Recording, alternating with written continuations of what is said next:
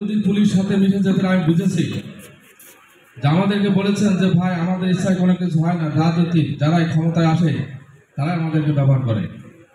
আমার কথা হচ্ছে যারাই ক্ষমতায় আসে, এই সরকার যে সরকার বিদায় গ্রহণ করেছে, এই পুলিশ বাহিনী দিয়ে এত জঘন্য কাজ তাদেরকে করা হয়েছে, যার কারণে আজকে মানুষ পুলিশের প্রতি মানে পুলিশের বিপক্ষে তাদেরকে দাঁড় করানো হয়েছিল।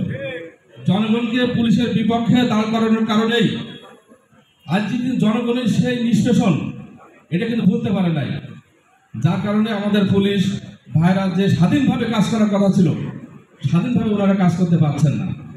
আমরা বলতে চাই যে আমরা আশ্বস্ত করতে চাই যে আমরা চাই যে দেশে শান্তি শৃঙ্খলা বজায় থাকুক। কিন্তু দুঃখজনক হলে সত্য যে গোটা 16টি বছর পার করলাম, যেভাবে নিষ্পেষণের যাতা করে পিষ্ট হয়েছে আমরা, আমার নামে অনেক মামলা, আমি একজন শিক্ষকতার পেশায় ছিলাম, আমি শিক্ষকতার পেশায় এখনো আছি, কিন্তু মনে হচ্ছে যে ন্যূনতম একজন মানুষ, আমরা যে এই দুনিয়ায় একজন মানুষ হিসেবে যে অধিকার, এই অধিকারটুকু আমরা কিন্তু পাই নাই, সেই অধিকারটুকু আমাদের দেওয়া হয় না। মানে আমাদের নাম বলে মনে হয় জীবন কত পাপ আমরা করে ফেলেছি, এই পাপের আর আমাদের মোচনের কোনো রাস্তা নাই। আমাদের বসতে দেওয়া হবে না, আমাদের কথা বলা হবে না, আমার যাওয়া যেতে দেওয়া হবে না, বাসায় আমরা ঘুমাতে পারবো না, আমি শিক্ষকতার পেশায় সেখানে যেতে পারবো না। আমরা কিন্তু এই নিষ্পেষণের শিকার আমরা ছিলাম। আমাদের ছাত্র ভাইরা কয়েকটি কথা, গুরুত্বপূর্ণ কথা বলেছেন যে আমরা একটা স্বাধীন, এখন আমরা এখানে দাঁড়াতে পেরে কথা বলতে পেরে আমরা অত্যন্ত আমরা আনন্দিত এবং গর্বিত। কিন্তু কথা হচ্ছে যে স্বাধীন, আমরা যে স্বাধীন হলাম, এই স্বাধীনতার স্বাদ গ্রহণ করার জন্যে আমাদের সংস্কার হওয়া দরকার।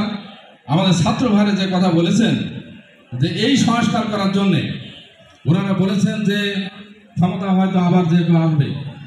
আমি মনে করি যে দলই ক্ষমতা আসুক না কেন, আমাদের পুলিশ ভাইদেরকে যেভাবে ব্যবহার করেছেন নিতান্ত অন্যায় করেছেন, যে অন্যায়টার কারণে আজকে তারা নিষ্পেষণের শিকার হয়েছে। এই অন্যায় থেকে আমাদের ফিরে আসতে হবে।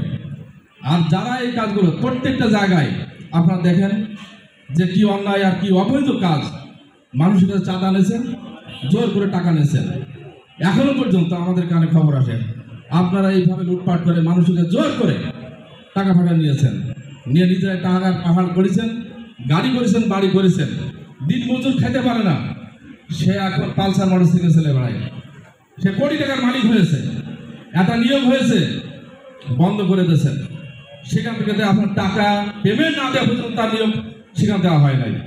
যোগ্য টিচার, আমি শিক্ষকতার পেশায় আছি, এই সরকার আমলে করে যোগ্য টিচার নিয়োগ দিতে পারে নাই, যারা টাকা মাথা দিয়েছে তাদেরকে কিন্তু সেখানে নিয়োগ দেওয়া হয়েছে। যত অযোগ্য, আমরা জাতির যে শিক্ষা মেরুদণ্ড, আজকে দেখবেন এই মেরুদণ্ড ভেঙে দেওয়া হয়েছে। আমরা আস্তে আস্তে কিন্তু আরো ফিল করতে পারবো সামনের দিকে যে জাতির যে মেরুদণ্ড ছিল, মেরুদণ্ড আর কিন্তু নাই। এই 16 বছর নিষ্পেষণ হওয়ার কারণে এই সরকার এই পর্যায়ে নিয়ে গেছে। হিন্দু ভাইদেরকে আমরা বলেছি, আমরা পাহারার ব্যবস্থা করেছি, যা আপনার নিরাপত্তা যা ব্যবস্থা করা দরকার আমরা নিরাপত্তার ব্যবস্থা করেছি, নির্ভয়ে আপনারা থাকেন। কিন্তু একটা যে মনে রাখতে হবে, আমি এই কথা বারবার বলেছি যে ক্ষমতার মানুষ চিরস্থায়ী হয় না, ক্ষমতার পালাবদল হবেই। সূর্য যদি পূর্ব দিক থেকে ওঠে পশ্চিম দিকে যায়, এটা যেমন সত্য, ক্ষমতার পরিবর্তন তেমন সত্য। এই জন্য আমাদের মনে রাখতে হবে যে ক্ষমতা আমরা যারাই যাই না কেন, আমাদের একটা যে মনে রাখতে হবে যে ক্ষমতা চিরস্থায়ী হবে না। এই জন্য আমাদের সতর্ক হওয়া দরকার। রাজনীতিবিদ যারা আমরা আছি তাদেরকে সহনশীল হওয়া দরকার, জনগণকে মূল্যায়ন করা দরকার, জনগণের অধিকারটা দেওয়া দরকার, যাদের যেরকম অধিকার দেওয়া দরকার সেই অধিকারটুকু দিতে হলে। সেই জন্য আমি আমাদের একটা পক্ষ থেকে দলের পক্ষ থেকে প্রস্তাব করে আমার কথা শেষ করবো ইনশাল্লাহ। সেটা 1 নম্বর হচ্ছে দেশ চলবে সংবিধান অনুযায়ী, কোনো অতিরিক্ত সুযোগ এখানে নাই। 2 নম্বর হচ্ছে জাতি ধর্ম বর্ণ নির্বিশেষে এক মন এক প্রাণ হয়ে থাকতে চাই। 3 নম্বর হচ্ছে আমরা প্রশাসনকে সার্বিক সহযোগিতা করব। 4 নম্বর হচ্ছে যে ক্ষতিগ্রস্ত ভাইদের পাশে ছিলাম এবং পাশে থাকবো ইনশাল্লাহ। এজন্য আমি সবার কাছে সুস্বাস্থ্য কামনা করছি এবং আমরা প্রশাসন আমাদের কাছে যে আশা করে বা এখানে আমাদের যে কর্মকর্তাবৃন্দ আছেন আমাদের কাছে যেভাবে আশা করেন আমরা সার্বিক সহায়তা কামনা করি এবং আমরা সর্বসহায়তা দেওয়ার প্রতিশ্রুতি দিয়েই আমার কথা শেষ করি। আসসালামু আলাইকুম রহমতুল্লাহ।